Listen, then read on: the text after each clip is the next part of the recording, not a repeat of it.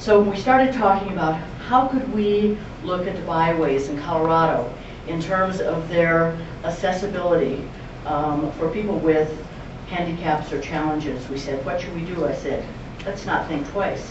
It's Greg Kennedy. This is a young man I met in an elevator in Steamboat Springs when they were launching their Heritage Tourism regional initiative. And at that time, Craig said, well, you know, I really see some possibilities in this heritage. And I said to him, and I really see some possibilities in terms of what you're doing. Because he and his wife Andy have written a guidebook to Colorado that has to do with, he uses the words assess anything. And that means access anything, do anything, go any place, be who you want to be. The first one being that, you know, there really aren't that many people with disabilities out there, which is absolutely not true. People with disabilities today really represent the largest untapped tourism market in the world. In the United States alone, there's 55 million people with disabilities. That's about 20% of our population. So 1 in every 5 people in the United States has a disability. That's a huge portion of our population to be consistently overlooked when it comes to marketing. Another thing this study actually suggested were if people with disabilities needs were met or they felt welcome where they were going, they would actually double their spending. So not only are they spending $13.6 billion, they would spend twice that if airports had meet and greet programs, if hotels had hotel rooms closer to amenities, if people in general were welcoming. So if I rolled into a lobby, somebody came up to me and said, can I help you? Do you need any help? Those are the kinds of things, basic things that do not cost money, really, that people look for. And they said they'd spend another $13.5 billion.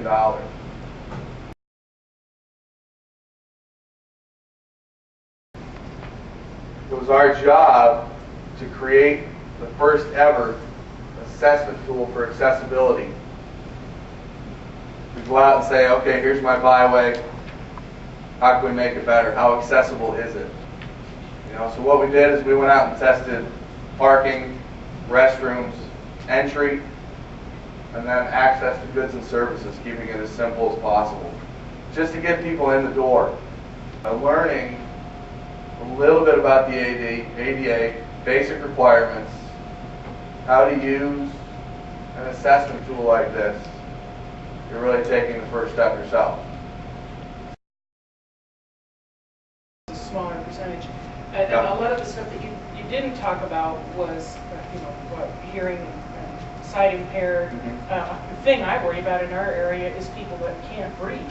Okay. You know, there's a lot of people that pack around oxygen. Right. We are at, you know, our lowest elevation is 8,000 feet and up. Right. Yeah. Is that something that, as a byway, we need to be considered in our materials to make sure people understand that we're at high elevation? Absolutely. Altitude is something that should be included in your verbiage for sure. A lot of people don't understand it. I know I used to wait tables and wait tables up on the mountain in Steamboat at 9,000 feet, and a family came over from England and came in for lunch. Had just come in the night before, been skiing for a couple hours, came in for lunch, and started yelling loudly that she had food poisoning. She had no idea what altitude does to people, and it's very severe sometimes. And we explained it to her, you know, eventually. But yes, that's very important. Altitude is very important. You know, another thing to consider, most of the time people that travel with oxygen have their own system, or they've called ahead to find out where they can get it refilled, you know, that kind of thing. It's definitely good to maybe even include that information, you know, or have it available at your Convention and Visitors Bureau. If somebody calls and says, you know, I travel with oxygen, I know your town's at 8,500 feet, I'm going to probably have some trouble. Is there a place I can refill my oxygen tank? But as you're traveling around and you come into a town and you're wondering, well, what's available here? I'm thinking maybe you've looked at that before you've left home. Yeah. So are you using the internet a lot? Obviously, when you come into town, you're looking for the universal handicap symbol. Parking spaces might indicate what places are available. Are you targeting places like the Chamber of Commerce for this information? What exactly, as a traveler, do you look for as you drive into a town or before you left home? Yeah, you're absolutely right. The internet is absolutely huge. People with disabilities, no matter what their disability, can use the internet. A huge percentage of what they buy and what information they gain, somewhere in the neighborhood of 80 to 90% of everything they do is done online. All the time we have. Thanks, Craig. Thank you.